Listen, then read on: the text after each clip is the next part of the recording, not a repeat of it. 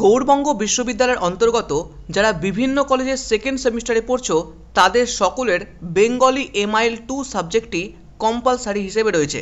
আমরা এই সাবজেক্টের একটি সিরিজ কন্টিনিউ করছি যেখানে সাবজেক্টের সমস্ত বিষয়গুলো আলোচনা করা হবে। আশা করি এই সমস্ত সিরিজটি কমপ্লিট করলে আগামী পরীক্ষায় তুমি অবশ্যই ফুল মার্কস পাবে। তো হাই ভিউয়ার্স, আমি প্রতাপ গভ আপডেটস একাডেমি ইউটিউব চ্যানেলের আরও একটি নতুন ভিডিওতে সকলকে স্বাগত জানাই। কলেজ ইউনিভার্সিটির যাবতীয় তথ্য পেতে আমাদের এই ছোট্ট ইউটিউব চ্যানেলটি সাবস্ক্রাইব করে রাখতে পারো। তো অলরেডি আমরা অনুবাদ চ্যাপ্টারের সম্পূর্ণ বিষয়বস্তু এবং কিছু প্রশ্ন উত্তর অলরেডি আলোচনা করে ফেলেছি।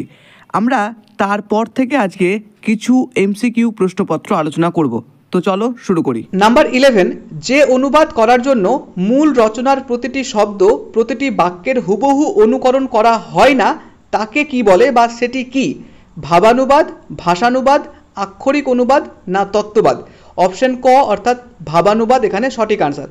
নেক্সট, যে অনুবাদে প্রতিটি শব্দের প্রতিটি বাক্যের হুবহু অনুকরণ করা হয় তাকে কি বলে? আক্ষরিক অনুবাদ বলে। আমি একটু আগেই বললাম যে প্রতিটি বাক্যের প্রতিটি শব্দের প্রতি শব্দ ব্যবহার করে অনুবাদ করা হয় তাকে বলে আক্ষরিক অনুবাদ। নেক্সট, দপ্তর ও আইনি কাজে যে অনুবাদ কাজে লাগে সেটি হচ্ছে আক্ষরিক অনুবাদ। ভাবানুবাদ, মূলানুবাদ না উৎসবাদ? অবশ্যই এটি আক্ষরিক অনুবাদ সঠিক আনসার। দপ্তর এবং আইনি বিভিন্ন জায়গায় এই আক্ষরিক অনুবাদেরই ব্যবহার হয়। নেক্সট 14, শিক্ষা ও সাহিত্যের ক্ষেত্রে যে অনুবাদ জরুরি সেটি হচ্ছে ভাবানুবাদ, আক্ষরিক অনুবাদ, ভাষানুবাদ, তত্ত্ববাদ? অপশন ক অর্থাৎ ভাবানুবাদ সঠিক আনসার। কেননা শিক্ষা এবং সাহিত্যের ক্ষেত্রে সবথেকে সহজ সরল ভাষায় যে কোনো মূল ভাষাকে পরিবর্তিত করা হয় বা রূপান্তরিত করা হয়, সেটি হচ্ছে ভাবানুবাদ, যাতে মূল ভাষার ভাবকে সঠিক রেখে নিজের ভাষায় সহজভাবে বোঝানো যায়। নেক্সট 15, বাক্যের গুরু ভাবার্থ প্রকাশ পায় কোন অনুবাদে? আক্ষরিক অনুবাদে, ভাবানুবাদে, ভাষানুবাদে, তত্ত্ববাদে?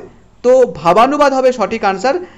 কেননা যে কোনো বাক্যের বা যে কোনো রচনার যে গুরু ভাবার্থ, যে মূল ভাব, সেটা ভাবানুবাদের ফলেই প্রকাশ পায়। নেক্সট 16, প্রবাদ, প্রবচন ও বিশিষ্ট বাক্যের অনুবাদ যে অনুবাদে সম্ভব হয় না সেটি হচ্ছে আক্ষরিক অনুবাদ, ভাবানুবাদ, ভাষানুবাদ, তত্ত্ববাদ?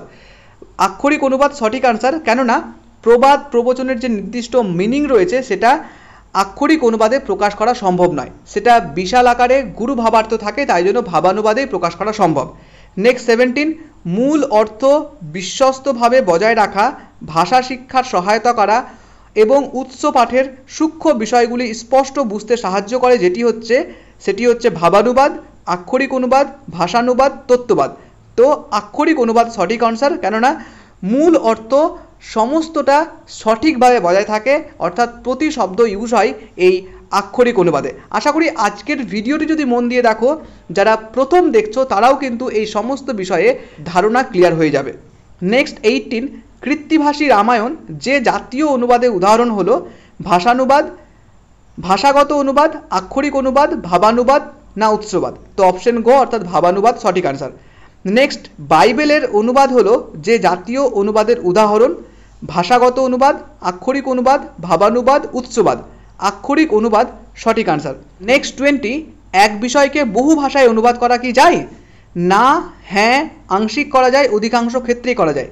তো সঠিক আনসার হবে হ্যাঁ, অর্থাৎ একটা বিষয়কে বা একটা ভাষাকে যে কোনো ভাষায় অনেকগুলো ভাষায় রূপান্তরিত করা সম্ভব বা অনুবাদ করা সম্ভব।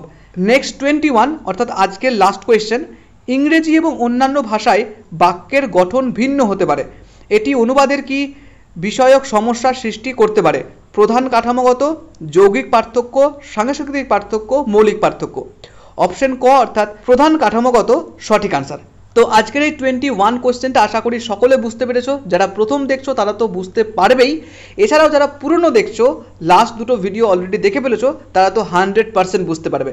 তুমি কতগুলো আনসার করতে পারলে অবশ্যই কমেন্টে জানাও, আর ভালো লাগলে সবার সাথে শেয়ার করে দাও যাতে সকলেই একই রকমভাবে তোমার মতো সহায়তা পেতে পারে। তো চলো দেখা হচ্ছে নেক্সট ভিডিওতে। সকলে ভালো থেকো, সুস্থ থেকো। Thank you.